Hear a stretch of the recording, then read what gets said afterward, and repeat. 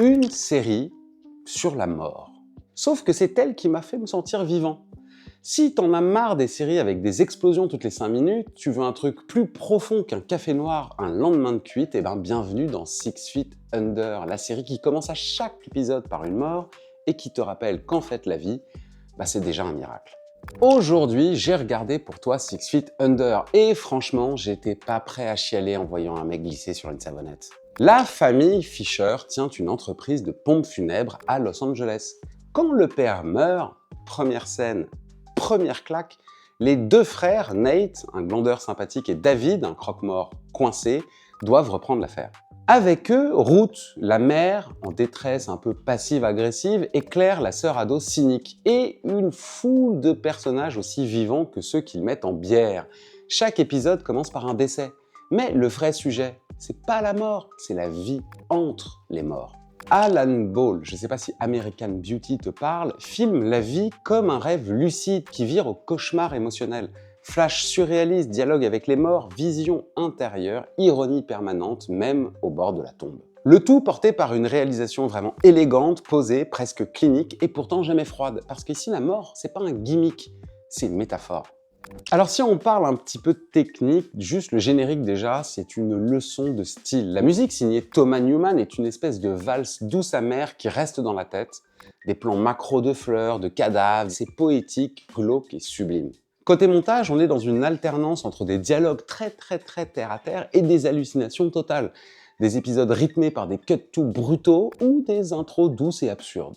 Et surtout une construction sans gras, tout est pensé, pesé, millimétré. Même le désespoir. Alors au niveau des acteurs, c'est du très haut niveau. Peter Krause qui joue Nate, le mec bien, qui doute trop, un regard, un soupir, était clairement embarqué. Michael C. Hall, David, qui avant Dexter jouait déjà la répression émotionnelle à fleur de peau, immense performance.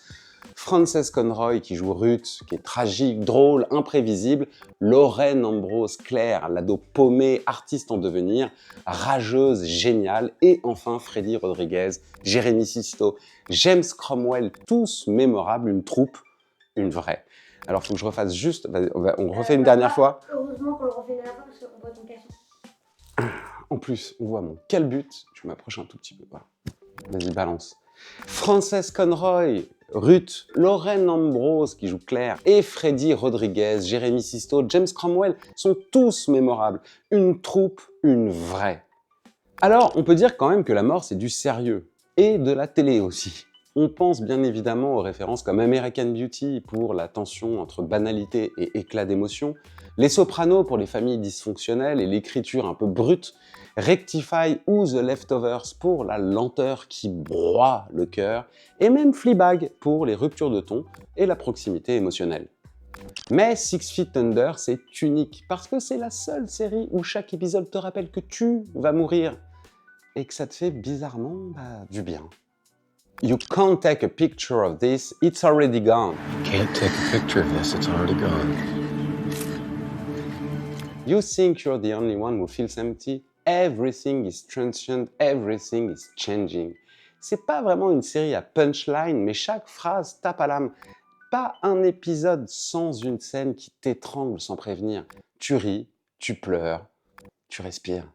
Une série sur la mort, mais aussi sur tout le reste. 6 Feet Under t'apprend à accepter l'absurde, comprendre les autres un peu, pleurer sans raison logique, et dont la fin, sans spoiler, est probablement la plus belle de l'histoire des séries.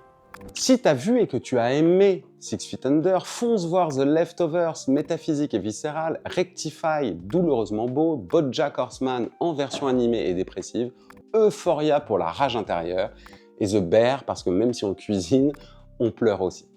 Si cette chronique t'a ému, choqué ou juste intrigué, like, abonne-toi et balance-moi en commentaire, t'as pleuré à quel moment dans cette série? Parce que moi, c'est l'épisode avec le père qui revient.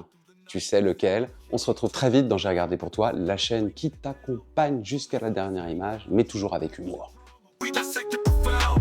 Lights, camera, read the best around.